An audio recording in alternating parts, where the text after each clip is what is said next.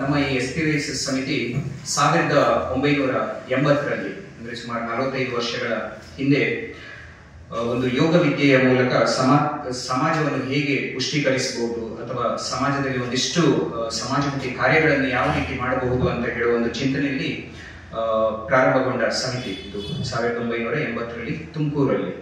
ಕೇವಲ ಒಂದು ಬೆರಳೆಣಿಕೆಯಷ್ಟು ಬಂಧುಗಳಿಂದ ಪ್ರಾರಂಭಗೊಂಡ ಈ ನಮ್ಮ ಸಮಿತಿ ಈಗ ಕಳೆದ 45 ವರ್ಷಗಳಲ್ಲಿ ಸುಮಾರು ನಮ್ಮ ರಾಜ್ಯದಲ್ಲಿ 2000ಕ್ಕೂ ಮಿಕ್ಕಿ ಶಾಖೆಗಳು ಹಾಗೂ ಲಕ್ಷಾಂತರ ಯೋಗ ಬಂಧುಗಳು ಹಾಗೂ ಯೋಗ ಶಿಕ್ಷಕರೊಂದಿಗೆ ಒಂದು ದೊಡ್ಡ ಹೆಮ್ಮರವಾಗಿ ನಿಂತಿದೆ ಅಂತ ಹೇಳಿಕ್ಕೆ ಬಹಳ ಸಂತೋಷವಾಗ್ತಿದೆ. ಈಗ ನಮ್ಮ ಈ ಸಮಿತಿ ಮುಖ್ಯವಾಗಿ 3 ಧ್ಯೇಯೋದ್ದೇಶಗಳೊಂದಿಗೆ ಪ್ರಾರಂಭಗೊಂಡಿದೆ. ಅದೇ ಸಂಸ್ಕಾರ, ಸಂಘಟನೆ, ಸೇವೆ ಅಂತ ಹೇಳುವಂಥದ್ದೇ ನಮ್ಮ ಸಮಿತಿಯ 3 ಧ್ಯೇಯೋದ್ದೇಶ. ಸಂಸ್ಕಾರ, ಸಂಘಟನೆ, ಸೇವೆ ಅಂತ ಹೇಳುವಂಥದ್ದು. ನಮ್ಮ ಸಮಿತಿಯು ಈ ಒಂದು ಯೋಗ ವಿದ್ಯೆಯ ಮೂಲಕ ಜನರಿಗೆ ಅಥವಾ ಸಮಾಜದ ಕಟ್ಟಕಡೆಯ ವ್ಯಕ್ತಿಗೂ ಕೂಡ ಆರೋಗ್ಯವನ್ನು ಹೇಗೆ ವೃದ್ಧಿಸಿಕೊಳ್ಬಹುದು ಅಥವಾ ಆರೋಗ್ಯವಂತರಾಗಿ ಕೇವಲ ಆರೋಗ್ಯ ಅಂತ ಹೇಳಿದ್ರೆ ದೈಹಿಕ ಮಾತ್ರ ಅಲ್ಲ, ಬಹಳಷ್ಟು ನಮ್ಮಲ್ಲಿ ಪಂಚಮುಖಿ ಶಿಕ್ಷಣ ಅಂತ ವಿಭಿನ್ನವಾದ ಒಂದು ಈ ಶಿಕ್ಷಣ ನಾವು ನೀಡ್ತಾ ಇದ್ದೇವೆ. ಈ ಪಂಚಮುಖಿ ಶಿಕ್ಷಣ ಅಂತ ಹೇಳಿದ್ರೆ ದೈಹಿಕ ಆರೋಗ್ಯ ಯಾವ ರೀತಿ, ಮಾನಸಿಕ ಆರೋಗ್ಯ ಯಾವ ರೀತಿ, ಕೌಟುಂಬಿಕ ಆರೋಗ್ಯ ಯಾವ ರೀತಿ, ಸಾಮಾಜಿಕ ಆರೋಗ್ಯ ಯಾವ ರೀತಿ ಹಾಗೂ ಆಧ್ಯಾತ್ಮಿಕ, ಈ 5 ಭಾಗಗಳಲ್ಲಿ ಯಾವ ರೀತಿ ನಾವು ಬದುಕಬಹುದು ಸಮಾಜದಲ್ಲಿ ನೀಡುವಂತ ಒಂದು ಶಿಕ್ಷಣವನ್ನು ಜನರಿಗೆ ನೀಡ್ತಾ ಇರುವಂತದ್ದು.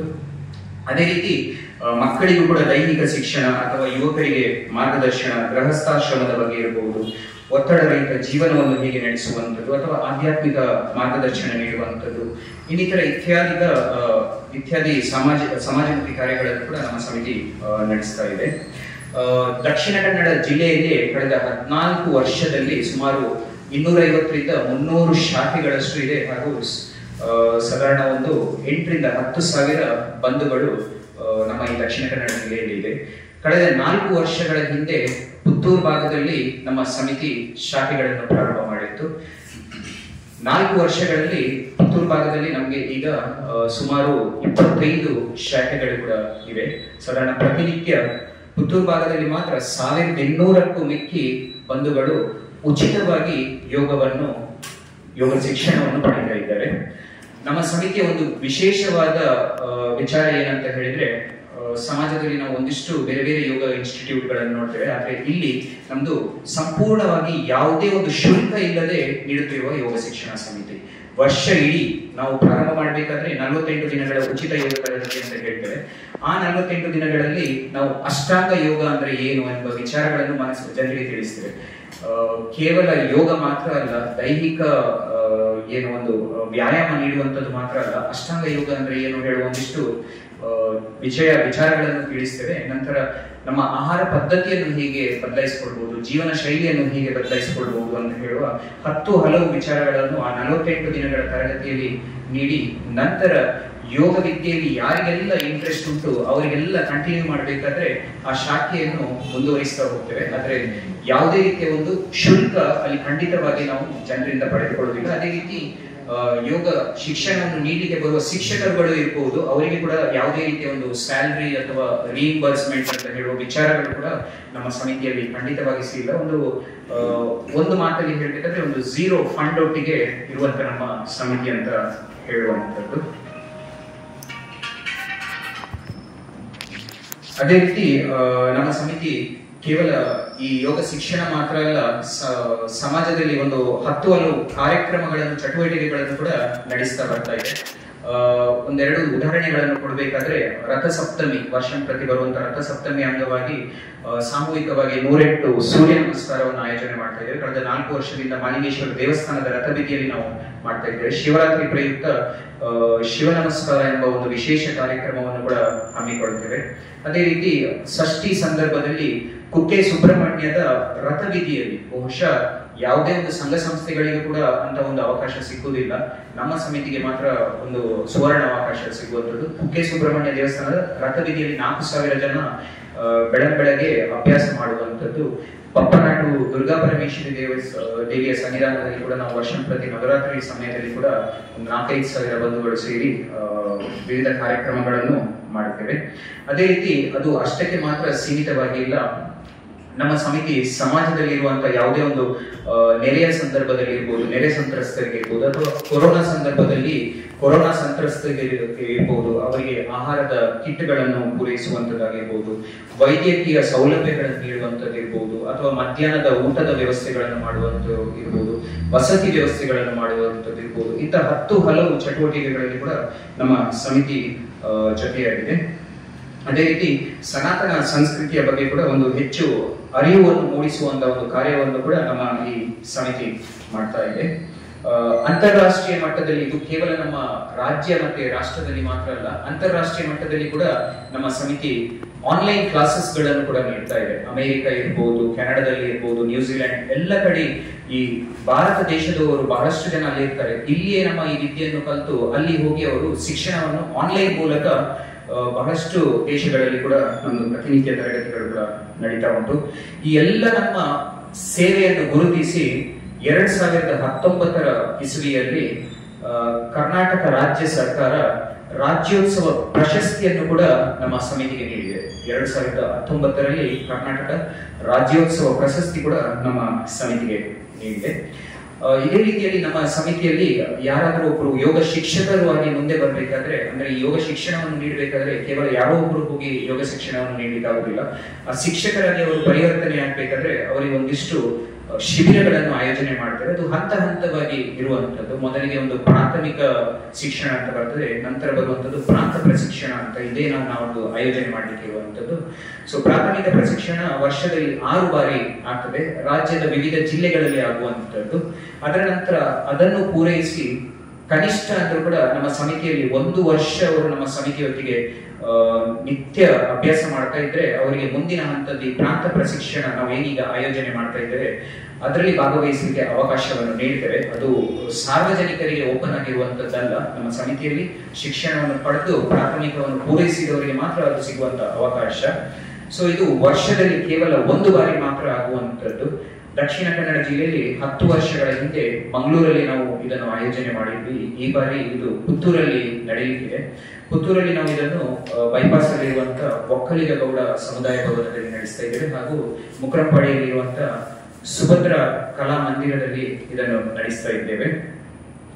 ಇದು 2 ಶಿಬಿರಗಳು ಆದ ನಂತರ ಕನಿಷ್ಠ ಸಮಿತಿಯಲ್ಲಿ ಇನ್ನೂ 2 ವರ್ಷಗಳಿದ್ರೆ ಅದರ ನಂತರ ಕೂಡ ಒಂದು ಶಿಬಿರ ಇದೆ. ಅದು ಯಾವುದೇ ಜಿಲ್ಲೆಯಲ್ಲಿ ಅಥವಾ ಯಾವುದೇ ಹಾಲ್ಗಳಲ್ಲಿ ನಡೆಯುವಂತದ್ದಲ್ಲ. ಇದು ತುಮಕೂರಲ್ಲಿರುವಂತ ಸಿದ್ದರ ಬೆಟ್ಟ ಅಂತ ಇದೆ, ಅಲ್ಲಿ ಒಂದು ಗುಹೆ ಇದೆ. ಆ ಗುಹೆಯೊಳಗೆ ಆತ್ಮಾನುಸಂಧಾನ ಅಂತ 5 ದಿನಗಳ ಶಿಬಿರ ಕೂಡ ನಡೀತದೆ. ಅದರ ನಂತರ ನೆಕ್ಸ್ಟ್ ಲೆವೆಲ್ ಅಂತ ಹೇಳಿದೆ ಪ್ರಗತ ಅಂತ ಹೇಳುವಂತ ಒಂದು ಶಿಬಿರ ಕೂಡ ನಮ್ಮ ಸಮಿತಿಯಲ್ಲಿದೆ. ಇದು ಹಂತವಾಗಿ ಸಿಗುವಂತದ್ದು ಶಿಬಿರ. ನಮ್ಮ ಸಾಧನೆಯನ್ನು ಮುಂದುವರಿಸ್ತಾ ನಂತರ ನಮ್ಮ ಜ್ಞಾನವನ್ನು ಕೂಡ ವೃದ್ಧಿಸುವ ಒಂದು ಕಾರ್ಯ ನಮ್ಮ ಸಮಿತಿ ಮಾಡ್ತಾ ಇದೆ. ಇದು 5 ದಿನದ ಕಾರ್ಯಕ್ರಮಗಳಲ್ಲಿ ನಾವು ನಾಡಿದ್ದು ಬುಧವಾರ 16ನೇ ತಾರೀಕಿಗೆ ಇದು ಉದ್ಘಾಟನೆಗೊಳ್ಳಲಿಕ್ಕಿದೆ. 2 ಸ್ಥಳದಲ್ಲಿ ಏಕಕಾಲದಲ್ಲಿ ಉದ್ಘಾಟನೆ 5 ವಿಭಾಗಗಳಲ್ಲಿ ಆಗ್ತದೆ. ಒಂದು ಸಾಮಾನ್ಯ ವಿಭಾಗ ಅಂತ, ಒಂದು ಹಿರಿಯ ನಾಗರಿಕರಿಗೆ ಪ್ರತ್ಯೇಕವಾಗಿ ಮಾಡ್ತೇವೆ, ಮತ್ತೆ ವೃತ್ತಿಪರ ಪ್ರೊಫೆಷನಲ್ಸ್ ಅವರಿಗೆ ಬೇರೆ ಮಾಡ್ತೇವೆ. ಅದೇ ರೀತಿ ಯಂಗ್ಸ್ಟರ್ಸ್ ಗಳಿಗೆ, ಯುವಕ ಯುವತಿಯರು ಅಂತ ಒಂದು ಬೇರೆ ವಿಭಾಗವನ್ನು ಮಾಡ್ತೇವೆ. ಮತ್ತೆ NYC ವಿಭಾಗ ಅಂತ ಮಾಡ್ತೇವೆ. ಅದು ನಮ್ಮ ರಾಜ್ಯದಿಂದ ಬಿಟ್ಟು ಹೊರ ರಾಜ್ಯದಿಂದ ಬರುವವರಿಗೆ, ಅವರಿಗೆ ಏನಂತ ಹೇಳಿದ್ರೆ ಕನ್ನಡ ಅರ್ಥ ಆಗುದಿಲ್ಲ, ಆ ಉದ್ದೇಶದಿಂದ ಅವರಿಗೆ ಇಂಗ್ಲಿಷ್ ಅಲ್ಲಿ ನಾವು ಕ್ಲಾಸಸ್ ಮಾಡ್ತೇವೆ. ಇಂಗ್ಲಿಷ್ ಮೆಟೀರಿಯಲ್ಸ್ ಅನ್ನು ಕೂಡ ಪ್ರೊವೈಡ್ ಮಾಡ್ತೇವೆ. ಇದು 5 ವಿಭಾಗದಲ್ಲಿ ನಾಡ್ದು 16ನೇ ತಾರೀಕಿಗೆ ಏಕಕಾಲದಲ್ಲಿ ಎಲ್ಲ ವೇದಿಕೆಯಲ್ಲಿ ಒಂದೇ ಸಮಯದಲ್ಲಿ ಉದ್ಘಾಟನೆಗೊಳ್ಳಲಿಕ್ಕಿದೆ. ಅದೇ ರೀತಿ ಮರುದಿನ ನಮ್ಮ ಕಾರ್ಯಕ್ರಮದಲ್ಲಿ ಮುಖ್ಯವಾಗಿರುವಂತದ್ದು ಸಾಮೂಹಿಕವಾಗಿ ವಿಷ್ಣು ಸಹಸ್ರನಾಮ ಪಾರಾಯಣ ಹಾಗೂ ಸತ್ಸಂಗ ಅಂತ ಹೇಳುವಂತ ಒಂದು ಕಾರ್ಯಕ್ರಮವನ್ನು ಕೂಡ ಮಾಡ್ತೇವೆ. 18ನೇ ತಾರೀಕಿಗೆ ಲಲಿತ ಸಹಸ್ರನಾಮ ಪಾರಾಯಣ ಅಂತ ಮಾಡ್ತೇವೆ. ಹಾಗೆ ಮಾತೃಭೋಜನ ಅಂತ ಹೇಳುವಂತದ್ದು ಒಂದು ವಿಶಿಷ್ಟವಾದ ಕಾರ್ಯಕ್ರಮವನ್ನು ಕೂಡ 18ನೇ ತಾರೀಕಿಗೆ ಮಾಡ್ಲಿಕ್ಕಿದ್ದೇವೆ. ಮತ್ತೆ 19ನೇ ತಾರೀಕಿಗೆ ನಮ್ಮ ಈ ಸಮಿತಿಯ ಪ್ರಚಾರ ಮಾಡುವ ಉದ್ದೇಶದಿಂದ ಪುತ್ತೂರು ಪೇಟೆಯಲ್ಲಿ ನಾವು ಯೋಗ ನಡಿಗೆ ಅಂತ ಹೇಳುವ ಒಂದು ಕಾರ್ಯಕ್ರಮವನ್ನು ಕೂಡ ಹಮ್ಮಿಕೊಂಡಿದ್ದೇವೆ. ಪುತ್ತೂರು ಪೇಟೆಯೊಳಗೆ ನಾವು ಒಂದು ಪ್ರೊಸೆಷನ್ ರೀತಿ ಮಾಡ್ಲಿಕ್ಕಿದ್ದೇವೆ. ತದನಂತರ ಒಂದು ಮನೆ ಅತಿಥಿ ಸತ್ಕಾರ ಅಂತ ಕೂಡ ಮಾಡ್ತೇವೆ. ಅದು ಬೇರೆ ಬೇರೆ ರಾಜ್ಯಗಳಿಂದ ಬಂದ ಸುಮಾರು ಒಂದು 500-600 ಶಿಕ್ಷಣಾರ್ಥಿಗಳು ಕೂಡ ಇರ್ತಾರೆ. ಅವರನ್ನು ನಮ್ಮ ಈ ಪುತ್ತೂರು ಭಾಗದ ಯೋಗ ಬಂಧುಗಳ ಮನೆಗೆ ಕರ್ಕೊಂಡು ಹೋಗುವಂತ ಒಂದು ಕಾರ್ಯ ಅದು. ಏಕಕಾಲದಲ್ಲಿ ಅಷ್ಟು 500 ಬಂಧುಗಳನ್ನು ಒಂದು 100 ಮನೆಗಳಿಗೆ ಕರ್ಕೊಂಡು ಹೋಗಿ, ಒಂದೊಂದು ಮನೆಯಲ್ಲಿ ಸರಾಸರಿ 5 ರಿಂದ 6 ಬಂಧುಗಳಿಗೆ ಕರ್ಕೊಂಡು ಹೋಗಿ ಒಂದು ರಾತ್ರಿದು ಊಟದ ವ್ಯವಸ್ಥೆ ಅಂತ ಹೇಳಿದ್ರೆ, ನಮ್ಮ ಮನೆಯಲ್ಲಿ ಪ್ರತಿನಿತ್ಯ ಯಾರಾದ್ರೂ ಅತಿಥಿಗಳು ಬರ್ತಾ ಇರ್ತಾರೆ. ಈ ಒಂದು ಕಾರ್ಯಕ್ರಮದ ವಿಶೇಷತೆ ಏನಂತ ಹೇಳಿದ್ರೆ, ಆ ಅತಿಥಿ ಯಾರಂತೆ ನಮ್ಗೆ ಗೊತ್ತಿರುವುದಿಲ್ಲ ಅಂತ ಒಂದು ವಿಶೇಷ ಕಾರ್ಯಕ್ರಮ ಇದು 19ಕ್ಕೆ ನಡೆಯಲಿಕ್ಕಿದೆ. ಮತ್ತೆ 20ನೇ ತಾರೀಕಿಗೆ ಈ ಕಾರ್ಯಕ್ರಮ ಸಂಪನ್ನಗೊಳ್ಳಲಿಕ್ಕಿದೆ. ಇದು ಒಟ್ಟಾಗಿ 5 ದಿನದ ಕಾರ್ಯಕ್ರಮ ನಡೆಯಲಿಕ್ಕಿರುವಂಥದ್ದು ಈ ಪ್ರಾಂತ ಪ್ರಶಿಕ್ಷಣ ಶಿಬಿರದಲ್ಲಿ. ಇದು ಸಂಕ್ಷಿಪ್ತವಾಗಿ ನಮ್ಮ ಸಮಿತಿಯ ಪರಿಚಯ ಹಾಗೂ ಕಾರ್ಯಕ್ರಮದ ವಿವರಗಳಾಗಿವೆ. ಪುತ್ತೂರಲ್ಲಿ ಎಷ್ಟು ಶಾಖೆ ಇದೆ ಅಂತ ಹೇಳಿದ್ರೆ ನೀವು? ಪುತ್ತೂರಲ್ಲಿ 25 ಶಾಖೆಗಳಿವೆ. ಪ್ರತಿನಿತ್ಯ ಸುಮಾರು 1200 ಬಂಧುಗಳು ಅಭ್ಯಾಸ ಮಾಡ್ತಾರೆ. ಅದು ಉಚಿತ ಶಿಕ್ಷಣ? ಉಚಿತ. ನಮ್ದು ವರ್ಷ ಪೂರ್ತಿ ಉಚಿತವಾಗಿ ಸಿಗುವಂತದ್ದು. ಈಗ ಹಾಲ್ ಎಲ್ಲ ಮಾಡ್ಬೇಕಾದ್ರೆ ನಾವು ಏನ್ ಮಾಡ್ತೇವೆ ಅಂತ ಹೇಳಿದ್ರೆ, ಸಾಧ್ಯವಾದಷ್ಟು ನಾವು ಈ ದೇವಸ್ಥಾನ ಭಜನಾ ಮಂದಿರದಲ್ಲಿ ಎಲ್ಲ ಅಪ್ರೋಚ್ ಮಾಡ್ತೇವೆ. ಯಾಕಂದ್ರೆ ಆ ಒಂದು ಉದ್ದೇಶ ಏನಂತ ಹೇಳಿದ್ರೆ, ಅಲ್ಲಿ ಒಂದು ಸ್ವಲ್ಪ ಪಾಸಿಟಿವ್ ಎನರ್ಜಿ ಇರ್ತದೆ ಅಂತ ಹೇಳುವ ಉದ್ದೇಶದಿಂದ ಅಲ್ಲಿ ನಮ್ಗೆ ಹೆಚ್ಚಾಗಿ ಉಚಿತವಾಗಿ ಸಿಗ್ತದೆ ದೇವಸ್ಥಾನ ಭಜನಾ ಮಂದಿರ. ಒಂದು ವೇಳೆ ಯಾವ್ದಾದ್ರು ಕಮರ್ಷಿಯಲ್ ಹಾಲ್ಗಳಿಗೆ ಹೋದ್ರೆ ನಾವು ಏನ್ ಮಾಡ್ತೇವೆ ಅಂತ ಹೇಳಿದ್ರೆ, 48 ದಿನ ಉಚಿತ ಅಂತ ನಾವು ಫಸ್ಟ್ ಹಾಲ್ ಮ್ಯಾನೇಜ್ಮೆಂಟ್ ಅವರಿಗೆ ರಿಕ್ವೆಸ್ಟ್ ಮಾಡಿ ಇರ್ತೇವೆ.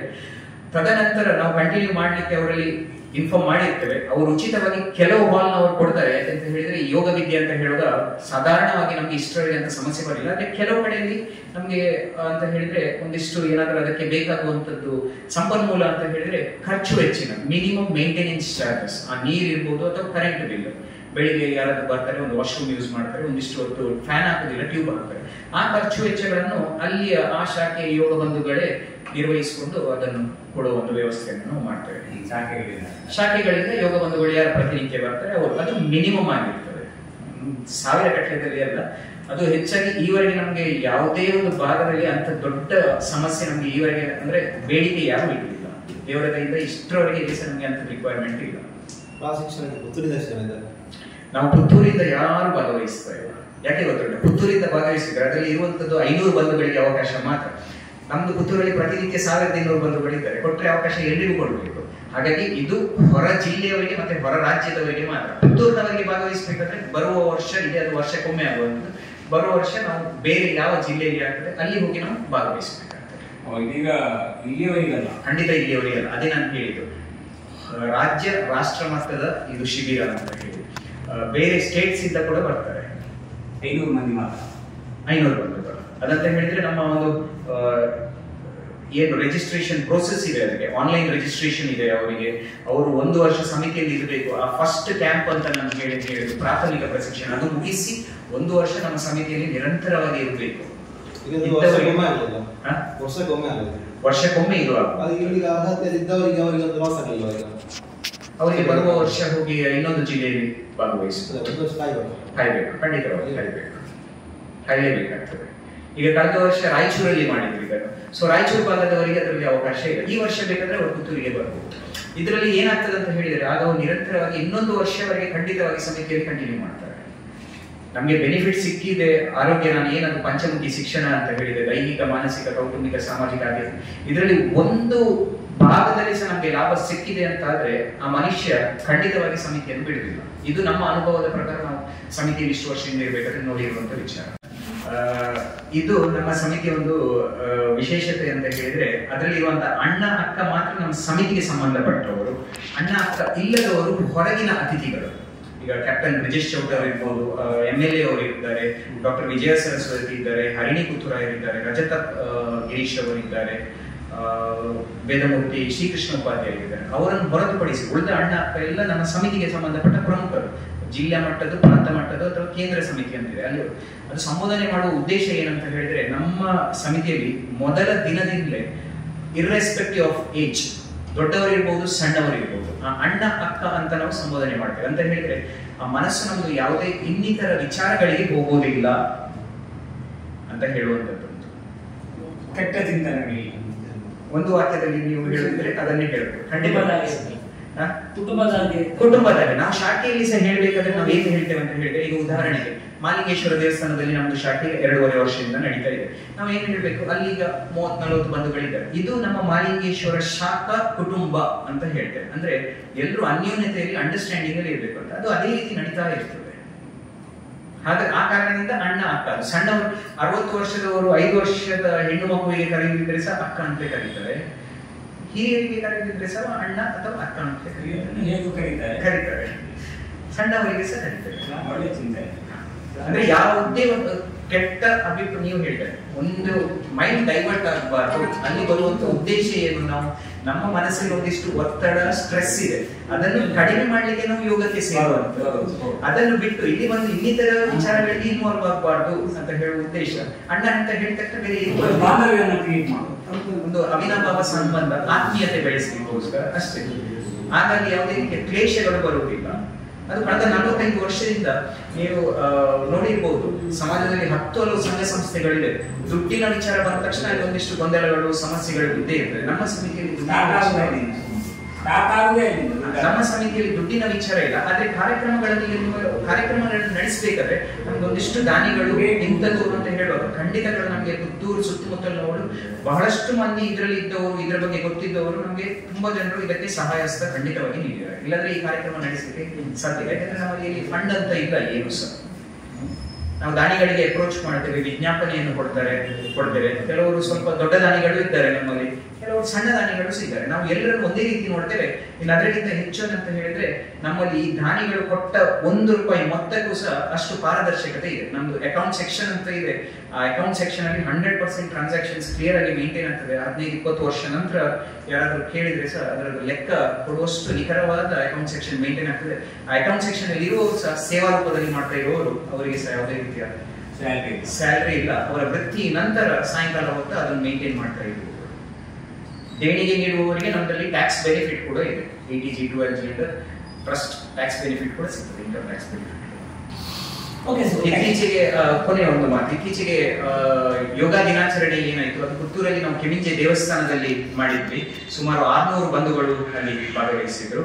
ಅದೇ ರೀತಿ ಜಿಲ್ಲಾ ಮಟ್ಟದ ಕಾರ್ಯಕ್ರಮವನ್ನು ದಕ್ಷಿಣ ಕನ್ನಡ ಜಿಲ್ಲೆಯ ನೂತನ ಜಿಲ್ಲಾಧಿಕಾರಿ ಕಚೇರಿ, ಅದರಲ್ಲಿ ಫೋಟೋ ಇದೆ, ನಿಮಗೆ ಕೊಟ್ಟಿರುವಂತ ಬ್ರೋಷರ್ ಅಲ್ಲಿ ಫೋಟೋ ಇದೆ. ಸೊ ಪ್ರಜಾಸೌಧದ ಆವರಣದಲ್ಲಿ ನಾವು ಮಾಡಿದ್ದೇವೆ.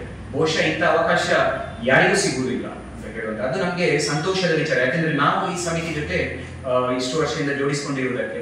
ಬ್ಯಾಂಗ್ಳೂರಲ್ಲಿ ಕೂಡ ಅದೇ ರೀತಿ ಈ ವರ್ಷದ ಯೋಗ ದಿನಾಚರಣೆ ವಿಧಾನಸೌಧದ ಹೊರಭಾಗದಲ್ಲಿ, ರೋಡಲ್ಲಿ ಅಲ್ಲ, ವಿಧಾನಸೌಧದ ಸ್ಟೆಪ್ಸ್ ಅಲ್ಲಿ ಮಾಡಿದ್ದಾರೆ, ದೊಡ್ಡ ವೇದಿಕೆಯನ್ನು ಹಾಕಿ. ಇಂಥ ಅವಕಾಶ ಬಹುಶಃ ಯಾವುದೇ ಸಮಿತಿಯವರಿಗೆ ಸಿಗುವುದಿಲ್ಲ.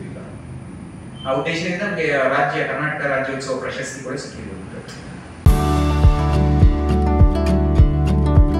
ವಿವೇಕಾನಂದ ಪದವಿ ಪೂರ್ವ ಕಾಲೇಜು, ನೆಹರು ನಗರ, ಪುತ್ತೂರು. ಅನುಭವಿ ಅಧ್ಯಾಪಕ ವೃಂದದಿಂದ ಬೋಧನೆ, ವಿಶಾಲ ಜ್ಞಾನ ಭಂಡಾರವನ್ನ ಹೊತ್ತ ಗ್ರಂಥಾಲಯ, ವಿಶಾಲವಾದ ಪ್ರಯೋಗಾಲಯಗಳು. ನೀಟ್, ಜೆಇಇ, ಸಿಇಟಿ ಹಾಗೂ ಸಿಎ ಫೌಂಡೇಶನ್ ಕೋರ್ಸ್ಗಳಿಗೆ, ಐಎಎಸ್, ಐಪಿಎಸ್ ನಂತಹ ಸ್ಪರ್ಧಾತ್ಮಕ ಪರೀಕ್ಷೆಗಳಿಗೆ ತರಬೇತಿ. ವಿಕಸನ ಟಿವಿ ಹಾಗೂ ರೇಡಿಯೋ ಪಾಂಚಜನ್ಯ 90.8 FM.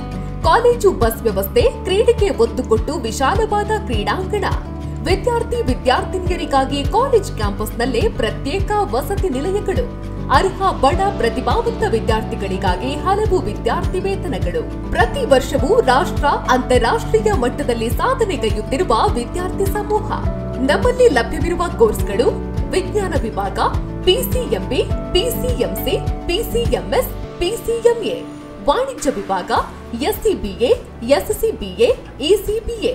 ಕಲಾ ವಿಭಾಗ ಎಚ್ಇಪಿಎಸ್. ಭಾಷೆಗಳು ಇಂಗ್ಲಿಷ್, ಕನ್ನಡ, ಹಿಂದಿ, ಸಂಸ್ಕೃತ. ವಿವೇಕಾನಂದ ಪದವಿ ಪೂರ್ವ college, Nehru Nagar, Puttur. 80737 00468 81050 72386. Website www.vivekanandapuc.com.